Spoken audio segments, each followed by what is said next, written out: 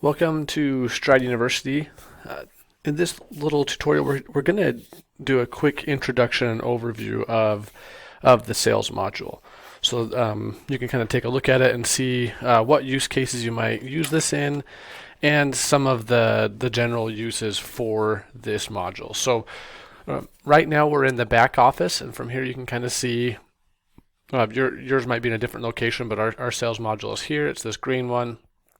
So we'll log in, and the first thing when you come into this that you'll see is a list of quotations. Now, by default, it's filtered to the quotations or sales orders that I'm assigned to, but that doesn't mean you always have to do that. You can change these views to show all of the sales orders. Like if you're the admin and maybe you want to see everybody's sales order that's going on, you can come in here and save this and use by default, and it's going to show all of those quotations. So next time if I come out and then I go back in, it's going to show me all the quotations by default. So know that those are kind of ways to do with that. And then these are what you'll see here is all of the active and pending sales orders that are in the system. Now, a sales order could be an online order that was created. So those will show up in here and paid for, and they'll have a name, a customer name, and a different address or whatever in here. And then sometimes you might see some that are in blue, and these are unconfirmed sales orders or quotations. And then sometimes you might even see some that don't have a name, they just have a public user. And those are quotations that were created online by someone, but they never got to the checkout point where they added in a name and an email. So that's what you'll see there. Just want to make everyone aware of what you can see. So this is the first view that you'll come into. And you can change these different views over here in the right hand corner. And if you want to view them on a different way, you've also got like this pivot table and even kind of a graph view of everything.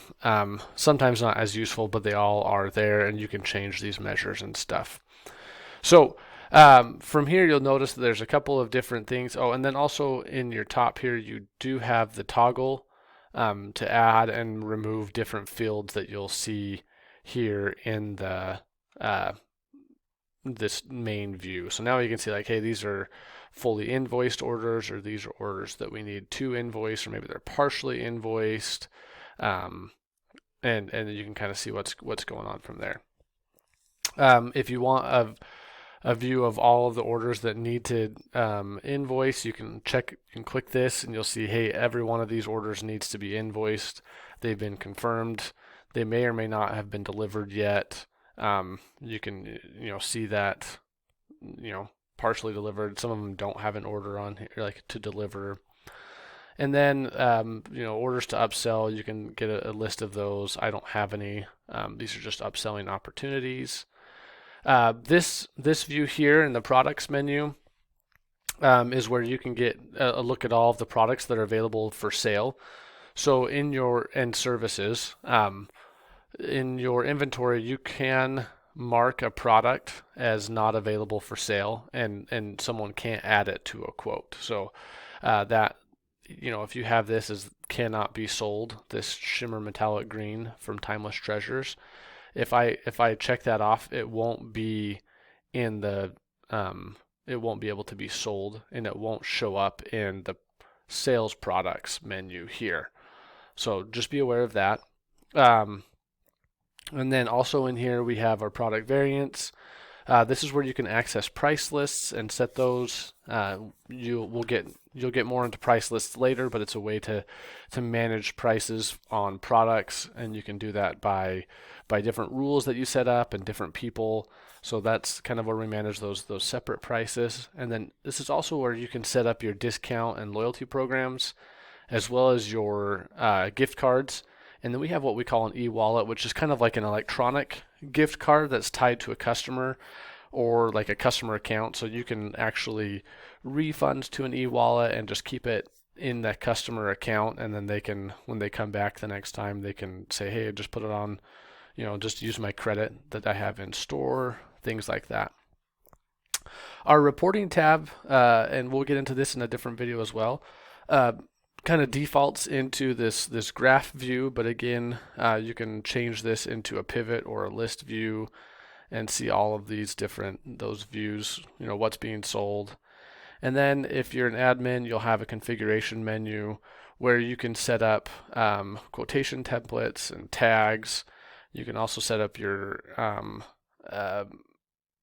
most of what you'll do is your sales teams and your shipping methods, and also you can get into like your general settings for the sales and set these different default settings. So that's kind of an overview of sales. Now, what you might use this module for is if you do over the phone sales and you need to set up a sales order that you want to send to a customer that allows them to pay for it online or to view it and change it. Sometimes customers will use this to do like work orders, or so if they're doing services. For example, in the quilting and soft crafts industries, we have people that offer quilting services, and they can set up a quote through here and say, hey, I'm going to set up a long arm quilting product, and the unit price, oh, that's not the one I wanted because someone's played with that. It's 3 cents an inch or whatever, and there might be, 1,500 there, and then they can add in, thread charge, maybe you've got something else there, and then time or anything like that. So that can be set up, and then you could send this to a customer. And I always recommend, again, setting up a customer first, but I've got some of those other videos there. But this is where you could do, your services. You can do over the phone orders, and then from here you can send it to the customer, and they can pay for it, or you can confirm it, and it would become an order. If there's something to deliver, it's going to create a delivery order at that time for the customer.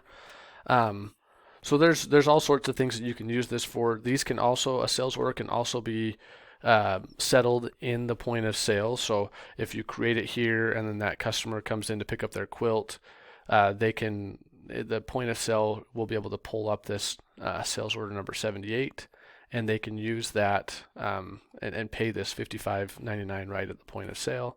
So all sorts of fun things there. And then again, this is where you can set up your sales and see your sales reporting and by teams. So that was kind of a general overview of the sales module and what you can do with it, a little introduction to the menu there, and let us know if you have any questions. Thanks.